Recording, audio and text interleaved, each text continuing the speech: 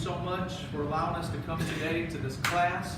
I ask that you will help us to learn something, glean something, and know more about you. In Jesus' name we pray. And everybody said? Amen. Amen. A couple things that I want to say is next week, Pastor Jack is going to be in here teaching, and he's going to talk about visitation. You say, what can we do for visitation? He was kind of sad we only gave him 1 week to talk about visitation. He used to do training on visitation for Pastor E and went to a training thing for it. You'll be surprised next week how much is into visitation if you learn about it. And somebody messaged me this week, said, Pastor, all you said about a funeral, how in the world do you get one together? If you can pick up 1 or 2 good pieces of something that'll help you, that'll be great. But once you start to do it, it becomes a common practice. You practice what you preach, you just learn, it becomes natural when you begin to do it. But sometimes I put a checklist, and you're not going to be able to cover everything, but we cover a multitude of things so that we can help out. And then David Cottingham will be here the last week on the ministry of helps and for the pastor and all of that. So it will be a truly blessing. All right, before we get into this week about weddings, want to say, is there anything last week that you learned or thought about or something that caught your attention last week? Anybody? You forgot it all already? Right? Just being personable with the family, making sure most importantly, you don't forget the name of the person who's here, what you're doing. I seen it happen before, and it was good.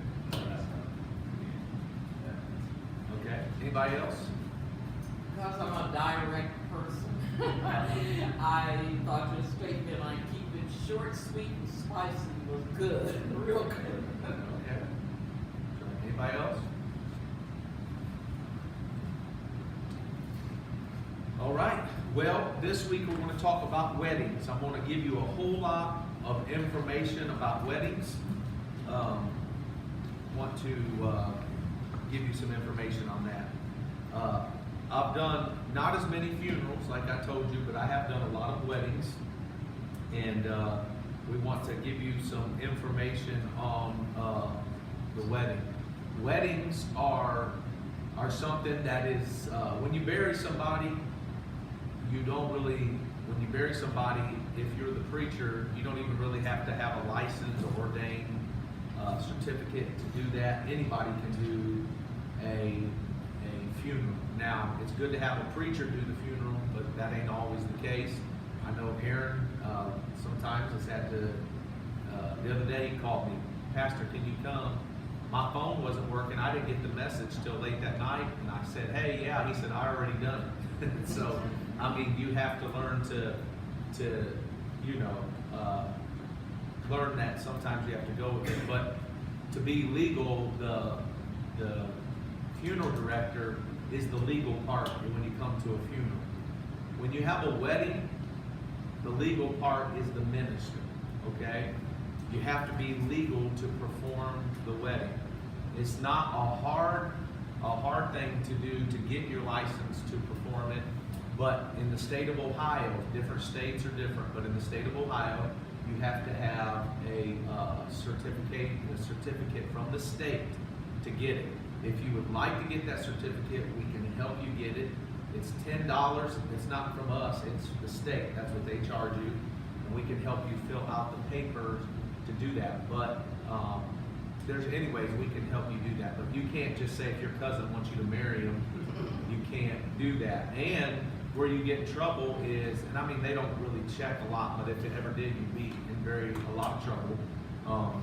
If Pam said, hey, Pastor, I want to do this thing, this wedding, but they're my cousins. Can I do it? And you sign for it. Really, that's illegal to do that. You're not supposed to do that. People do that. I don't do that.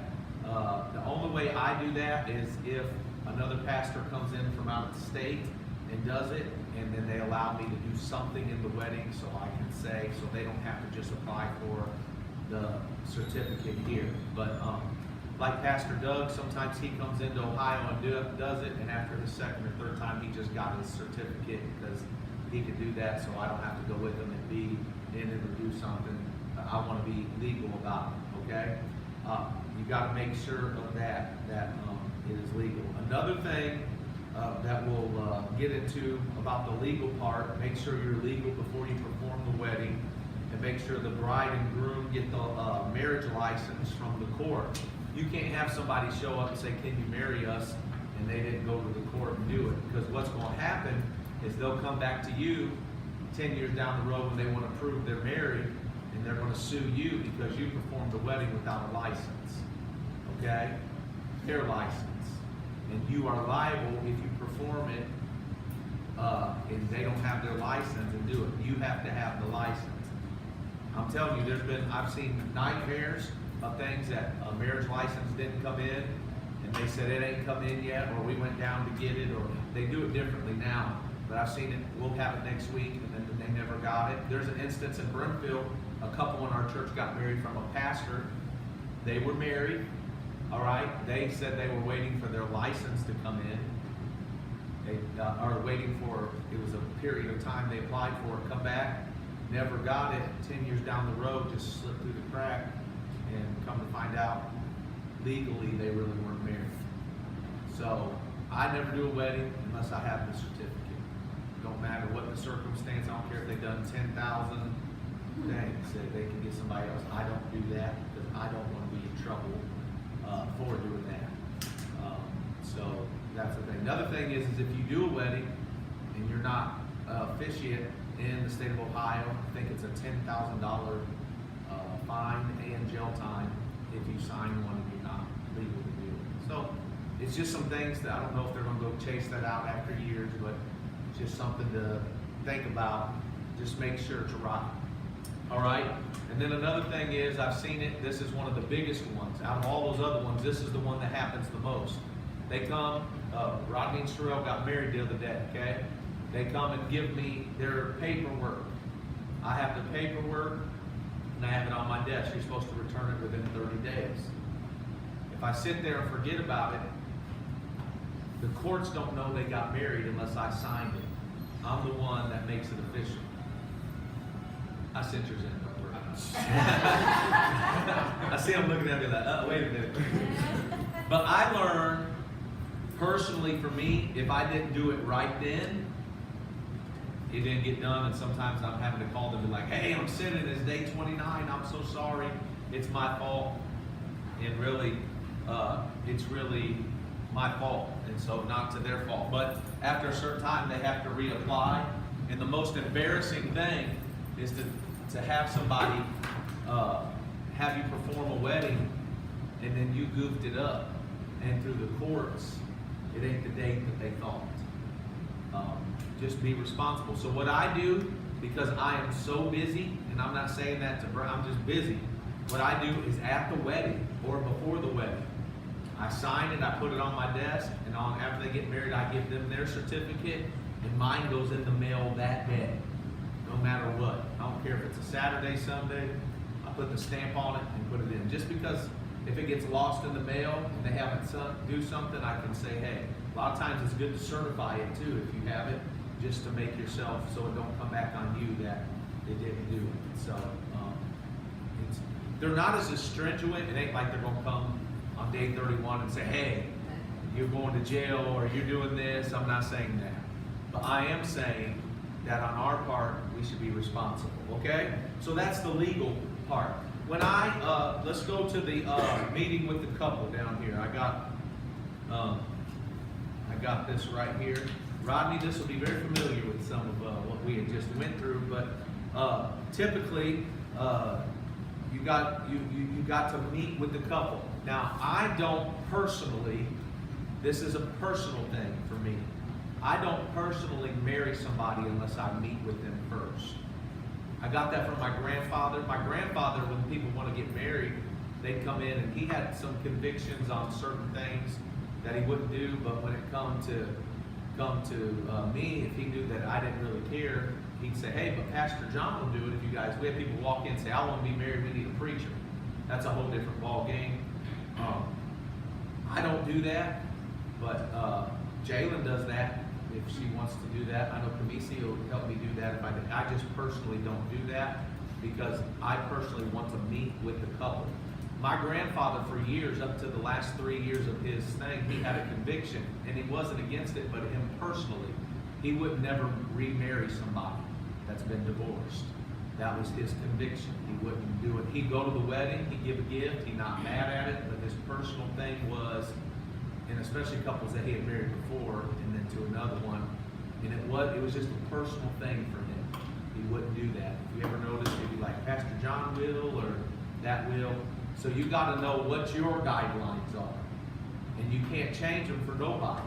So whatever the guidelines are, if you're just marrying anybody, that's fine. But me, I won't just marry anybody, and I'll tell you my reasons, okay? Personally, we're getting to the place to where the state of Ohio has said man and woman can marry.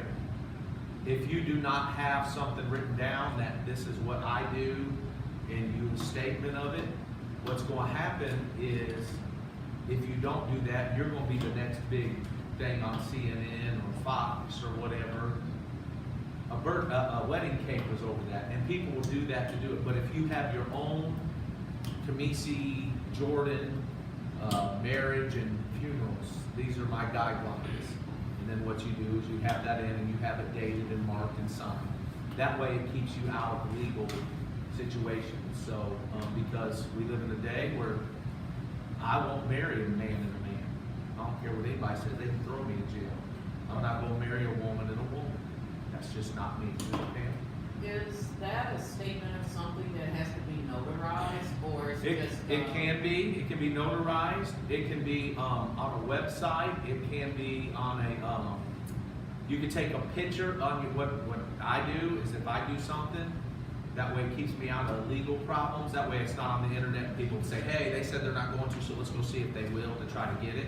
What I do is, you can date something on your phone, you take a picture of it, and when you go back to your pictures, it has the date that you have that on there.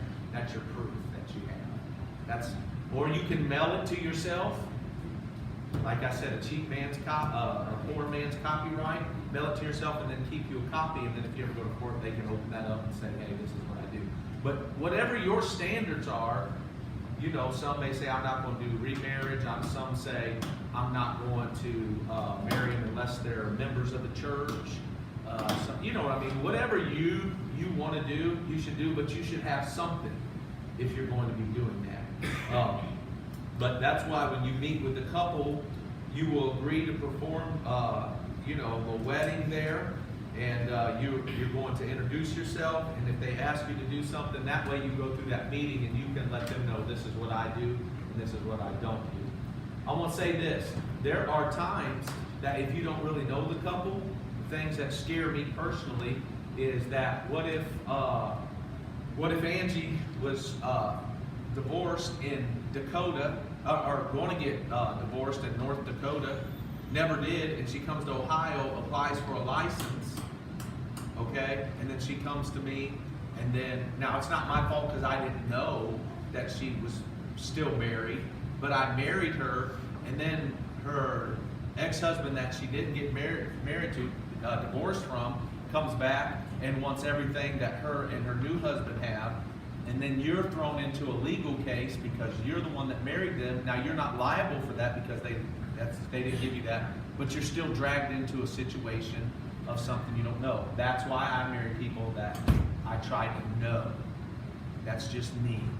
But you know, it don't matter to me what you do if you want to do it. That's just my personal reasons why I don't. There's about 20 other ones too, but there's stuff like that you just never know. But marriage is a great thing. I will say this, I absolutely hate to officiate weddings because of the aggravation that comes along with it, but it's one of the greatest things that we can do because we live in a world today that condemns marriage, that tells people just to don't get married, stay together, sleep together, do whatever you want with no commitment, no whatever. Even though to me weddings are aggravating, not because of the bride and groom, but because of everybody else that's attached to it. It's a most aggravating thing because you're never going to make everybody happy, number one. Number two, everybody has an opinion how a wedding ought to be ran. And number 3, everybody thinks they're wedding coordinators. I can't stand it. I don't like it. It's aggravating. And when we go on here in a little bit, I'll tell you other reasons. But that's why I meet with the couple, okay? And then the first thing I do on A there is I ask about their relationship. All right? That's A on your paper there. Ask about their relationship.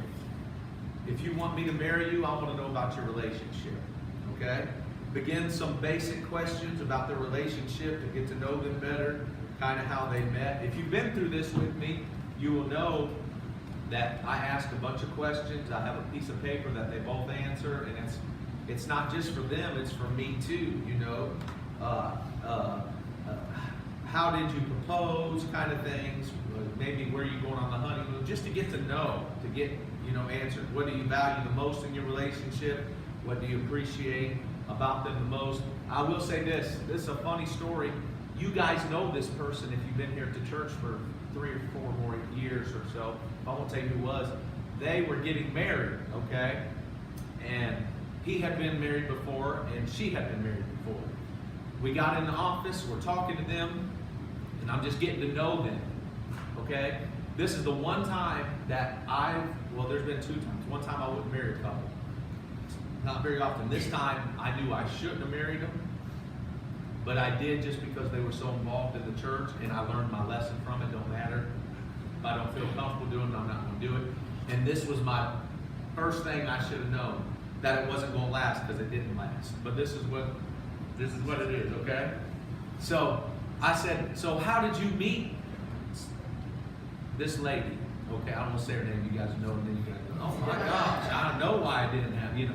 But anyways, and he says to me, Pastor, I love her. My friends tell me that's not the prettiest girl I ever met, and I agree with her, but I still love her. Wow. Wow. Now, he might be telling the truth. Okay? I'm not saying he's not. But I knew right then that this wasn't going to work out.